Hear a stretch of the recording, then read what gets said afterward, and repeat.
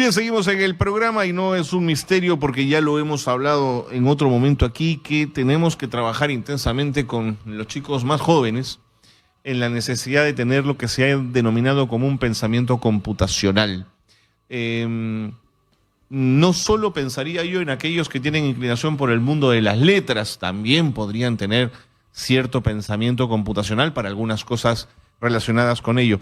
Pero en el área de las ciencias es importante tener claro cómo opera un código, cómo se conecta, qué significa, qué puede generar un algoritmo, la inteligencia artificial. Y para eso hemos querido conversar con el ingeniero Peter Montalvo, que es coordinador de la Concentración de Inteligencia Artificial y Data Science, sobre este tema. Peter, bienvenido. Gracias por estar con nosotros. ¿Qué tal? Muchas gracias. Un gusto tenerlo aquí. Muchas gracias, Carlos. Encantado. Bueno, ¿qué tal si comenzamos definiendo esto que yo probablemente lo he hecho con demasiada simpleza de lo que es el pensamiento computacional, Peter? Bien, podemos definir el pensamiento computacional como un conjunto de habilidades que tiene que adquirir un estudiante, preferentemente, ¿no?, de educación básica regular, para posteriormente trasladar un problema general a un problema que se pueda resolver con una computadora. En ese sentido, se requieren un montón de habilidades, pero se está creando un programa especial para este tipo de casos. ¿Qué tipo de habilidades, Peter? En este caso se requiere habilidades relacionadas a computación, un pensamiento orientado a algoritmos, sistémico y funcional, en el cual el alumno puede solucionar un problema que originalmente no lo podía solucionar mediante métodos tradicionales, ahora a través de sistemas.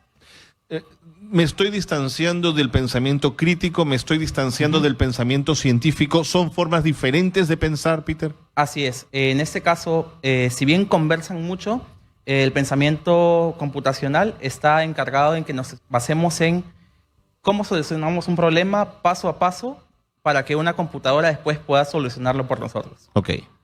El componente informático es absolutamente fundamental en la lógica que estaríamos aplicando. Sin esa herramienta quedaríamos un poco cojos, digamos. Así es. Y en ese sentido se están proponiendo dos herramientas muy importantes, que son Tinkercad, que es la herramienta más usual para poder diseñar circuitos, que nos puedan servir incluso simular actuadores y otro tipo de herramientas. Y tenemos una más que es orientada a este tipo de casos, que es para desarrollar videojuegos, que es Scratch. De acuerdo.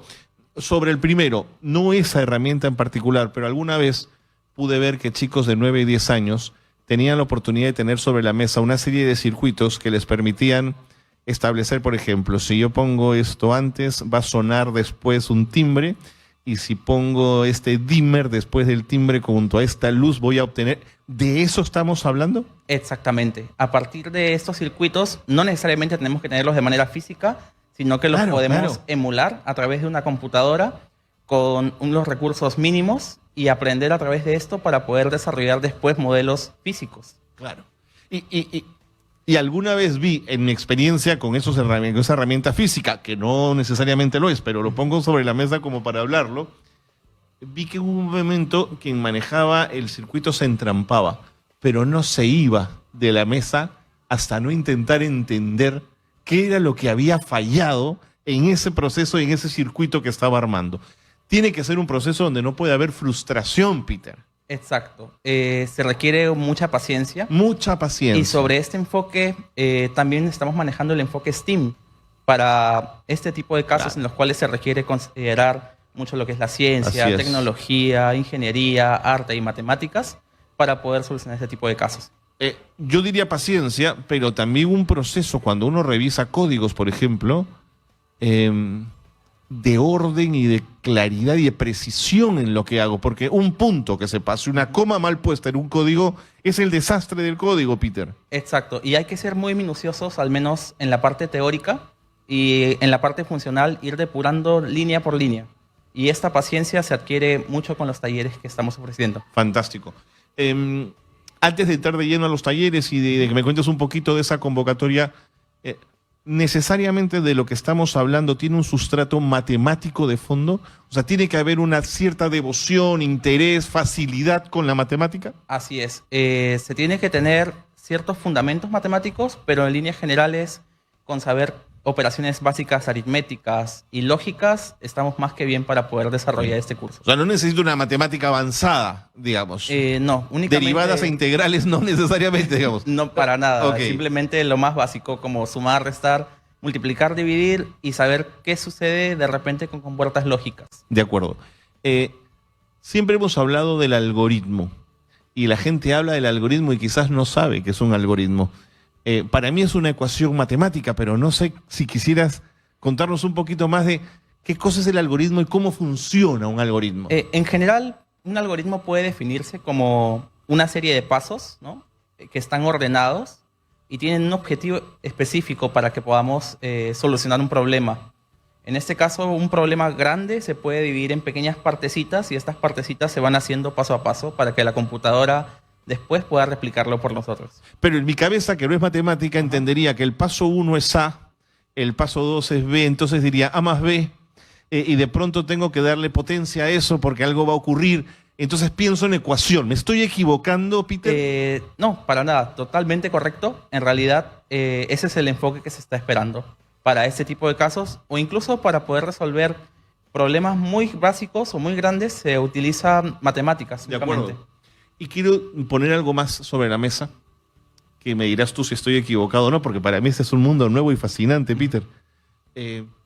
Un algoritmo bien hecho y potente puede tener derecho de autor y puede venderse y generar ingentes cantidades de dinero para quienes quieran entrar al mundo de la computación.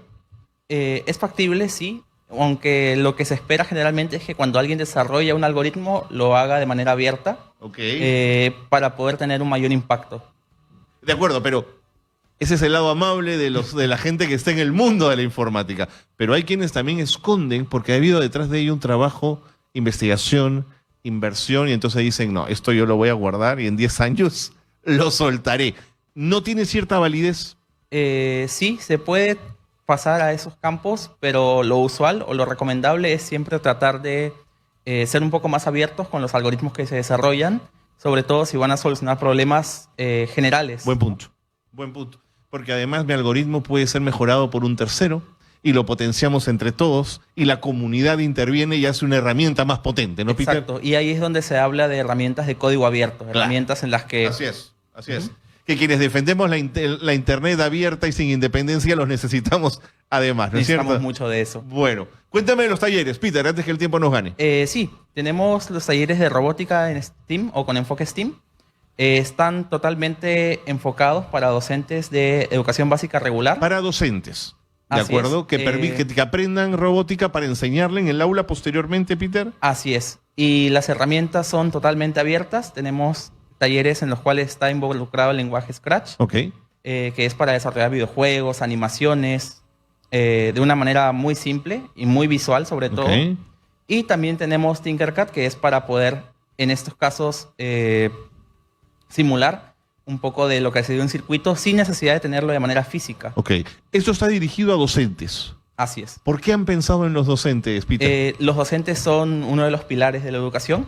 Consideramos que aprendiendo ellos a dictar bajo el enfoque STEAM, vamos a poder formar líderes posteriormente en la juventud bajo este enfoque. De acuerdo. ¿Dónde se llevan los cursos? ¿Cómo se matricula uno? Es semipresencial, es en Cayetano y los números de información es el 986 Dale. 486-162. Más despacito porque hay gente que está apuntando y necesita tomar nota. A ver, dale otra vez. 986-486-162. Maravilloso. Entonces tenemos estos cursos dirigidos a maestros y a maestras que pueden llevarlo de forma semipresencial, me dices. ¿Cuándo Así es. comienzan? Están comenzando en inicios de febrero. A inicios de febrero. Tenemos todavía unos 15 días, 10 días más o menos para poder matricularse. Así es. De acuerdo. ¿Y cómo va la convocatoria hasta ahora? Va muy bien. Yo creo que vamos a tener grandes resultados y los esperamos con ansias. Excelente.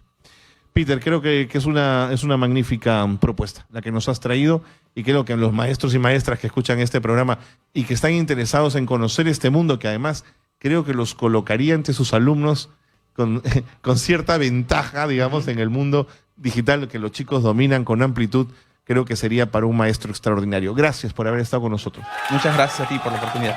El ingeniero Peter Montalvo García ha estado con nosotros, coordinador de la Concentración de Inteligencia Artificial y Data Science, trayéndonos esta propuesta de la Universidad Peruana Cayetano Heredia, la importancia del pensamiento computacional.